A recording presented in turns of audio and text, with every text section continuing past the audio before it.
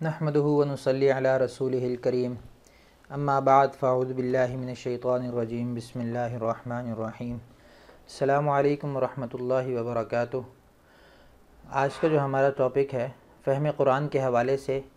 اس عنوان پر بات کرنا مقصود ہے کہ قرآن کریم کے آداب کے اوپر پہلے بات چل رہی تھی، تو دوسرا ادب قرآن حکیم کا یہ ذکر کیا کہ جب قرآن حکیم کو پڑھا جائے تو اس وقت خاموشی اختیار کی جائے اور توجہ سے سنا جائے۔ یہ قرآن حکیم کا بنیادی ادب ہے کہ قرآن حکیم چونکہ کلام اللہ ہے، اللہ رب العزت کا کلام ہے، اور اس وقت جب کسی بڑے کی بات ہو رہی ہو تو اس میں یہ ضروری ہے کہ اس کو خاموشی سے سنا جائے۔ ادب کا تقاضا یہ ہے، ایک تو خاموشی اور ایک مکمل توجہ، یہ دو الگ الگ چیزیں ہیں اور دونوں بیک وقت مقصود ہیں کہ خاموشی بھی اختیار کرنی ہے، شور نہیں کرنا، آپس میں ایک دوسرے سے بات نہیں کرنی، اور دوسری چیز کہ توجہ بھی لگانی ہے کہ خاموشی کے بعد پھر توجہ بھی وہیں لگانی ہے کہ توجہ ادھر ادھر نہ جائے۔ تو یہ بنیادی چیز ہے۔ اس کے بارے میں ہم جب قرآن حکیم کا مطالعہ کرتے ہیں تو ہمیں قرآن حکیم سے ہی اس کے ادب کے بارے میں پتہ چلتا ہے۔ پہلی جو آیت ہے سورۃ الاعراف، سورت نمبر 7، آیت نمبر 204، وَإِذَا قُرِئَ الْقُرْآنُ فَاسْتَمِعُوا لَهُ وَأَنصِتُوا لَعَلَّكُمْ تُرْحَمُونَ کہ اللہ رب العزت فرماتے ہیں کہ جب قرآن پڑھا جائے تو اسے توجہ سے سنو اور خاموش رہا کرو، لعلکم ترحمون تاکہ تم پر رحم کیا جائے۔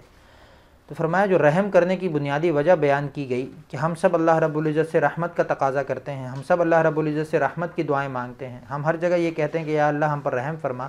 تو اس کی ایک بنیادی وجہ اللہ رب العزت نے خود ارشاد فرما دی کہ جب بھی اللہ کی بات تمہارے سامنے کی جا رہی ہو، اور اس میں خصوصی طور سے قرآن حکیم کا ذکر کیا گیا کہ جب قرآن حکیم پڑھا جا رہا ہو، قرآن حکیم کی تلاوت کی جا رہی ہو، تو اس وقت اس کی دو آداب کا رعایت رکھو گے۔ دو آداب کے، ایک تو توجہ سے سننا اور دوسرا اس کو سنتے وقت خاموش رہنا اور مکمل توجہ کے ساتھ اس کے سننا کہ وہ کیا کہا جا رہا ہے۔ تو یہ ان دو آداب کو اختیار کریں گے تو جو رحمت کا وعدہ ہے، جو رحمت کا تصور ہے اللہ رب العزت کی طرف سے، وہ انشاءاللہ پورا کیا جائے گا۔ اس میں یہ بھی مفسرین بات فرماتے ہیں کہ قرآن حکیم کو پڑھنا تو جو ہے وہ آپ کے لیے مستحب ہے، قرآن حکیم کو پڑھنا سنت ہے، مستحب ہے، افضل ہے، لیکن قرآن حکیم کو سننا، جب آپ کے سامنے قرآن حکیم پڑھا جا رہا ہو اس وقت اس کو سننا جو ہے وہ وجوب کے درجے میں ہے، وہ واجب ہے، تو اس لیے اس کی رعایت رکھنا بہت ضروری ہے۔ اس کے بعد سورہ غافر، جس کو سورہ مومن بھی کہا جاتا ہے، 40 نمبر سورت ہے اور 35 نمبر اس کی آیت کہ ما یجادل فی آیات اللہ الا الذین کفروا فلا یغررک تقلبهم فی البلاد کہ اللہ رب العزت فرماتے ہیں کہ اللہ کی آیتوں میں کوئی جھگڑا نہیں کرتا سوائے ان لوگوں کے جنہوں نے کفر کیا، سو ان کا شہروں میں آزادی سے گھومنا پھرنا تمہیں مغالطے میں نہ ڈال دے۔ کہ اللہ کی آیات سے مجادلہ کرنا، مجادلے کا کیا مطلب ہے کہ جب اللہ اپنا کلام فرما رہے ہوں، جب اللہ کا کلام کہیں پر پڑھا جا رہا ہو تو اس وقت وہ بات چیت میں مشغول ہو جائیں، وہ اس وقت ان آیات کے مقابلے میں اپنی بات لے آئیں، اپنی باتوں میں لگے ہوئے ہوں اور اپنی باتوں کے ذریعے سے گویا کہ وہ اللہ کی آیات کا مقابلہ کر رہے ہیں، اللہ کے کلام کا مقابلہ کر رہے ہیں۔ تو اس کے بارے میں فرمایا کہ جو اس طرح جان بوجھ کر کرتا ہے تو یہ تو صرف ان لوگوں سے ہی صادر ہو سکتا ہے کہ جن کے دلوں میں کفر ہوتا ہے، جو دل سے اللہ رب العزت کو نہیں مانتے، ظاہر ہے کہ اللہ رب العزت کی ذات کا انکار کرتے ہیں، تو اسی لیے وہ اللہ کے کلام کو بھی اس اہمیت کا نہیں سمجھتے۔ تو اس وجہ سے یہ کام جس بھی انسان سے صادر ہوتا ہے اس کو یہی ہم کہہ سکتے ہیں کہ اس کے دل میں کفر ہے۔ تو اللہ رب العزت نے بھی یہی کہا کہ سوائے ان لوگوں کے جنہوں نے کفر کیا اور کوئی اس طرح کے کام نہیں کر سکتا۔ اور اس کے بعد دوسری بات ارشاد فرمائی کہ جب ہمیں لگتا ہے کہ اچھا یہ جو کافر لوگ ہیں اور یہ تو پھر اس طرح کے کام کرنے کے بعد بھی یہ آزادی سے گھوم پھر رہے ہیں، کوئی اللہ کی طرف سے کوئی عذاب بھی نہیں آ رہا، کوئی ان کو اچک کے نہیں لے جا رہا، ان کا چہرہ بھی تبدیل نہیں ہو رہا، ان کے اوپر جو ہے ان کے گھر بار بھی تباہ نہیں ہو رہے، تو ایسا کچھ نہیں ہو رہا، تو اس کی وجہ سے تم مغالطے میں مت پڑو، اس چیز میں مت جاؤ کہ شاید انہوں نے کچھ کیا ہی نہیں ہے تو ان کے ساتھ کچھ ہوگا بھی نہیں، بلکہ یہ دنیا کی استدراج ہے، دنیا کی ڈھیل ہے کہ جس میں اللہ رب العزت نے ان کو رکھا ہوا ہے۔ آخرت والے دن، جزا سزا والے دن انشاءاللہ ایک دن آئے گا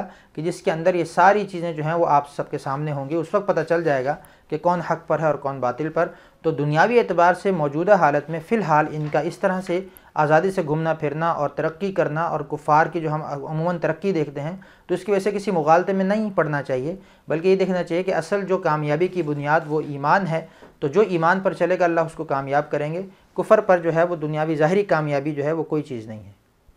اسی طرح آگے ایک اور آیت کے اندر ہے الذین یجادلون فی آیات اللہ بغیر سلطان اتاہم کبر مقتا عند اللہ وعند الذین آمنوا کذلک یطبع اللہ علی کل قلب متکبر جبار کہ جو لوگ اللہ کی آیتوں میں جھگڑا کرتے ہیں بغیر کسی دلیل کے جو ان کے پاس آئی ہو، تو یہ جھگڑا کرنا اللہ کے نزدیک اور ایمان والوں کے نزدیک سخت بیزاری کی بات ہے۔ اسی طرح اللہ رب العزت ہر ایک مغرور اور سرکش کے دل پر مہر لگا دیتا ہے۔ تو یہ بھی اسی مضمون کو آگے بڑھایا جا رہا ہے جو مضمون پچھلی آیت کے تناظر میں آپ کے سامنے ذکر کیا، کہ جو بغیر کسی دلیل کے اللہ کی آیتوں میں جھگڑا کریں، جب ان کو اللہ کا کوئی کلام بتایا جائے، جب ان کو اللہ کا کوئی فرمان سنایا جائے تو ان کے پاس کوئی دلیل نہ ہو، کوئی ان کے پاس علمی بنیاد نہ ہو، اس کے بغیر وہ اللہ رب العزت کی آیات میں بلا وجہ جو ہے وہ شور کریں، جھگڑا کریں اور اس کا انکار کریں،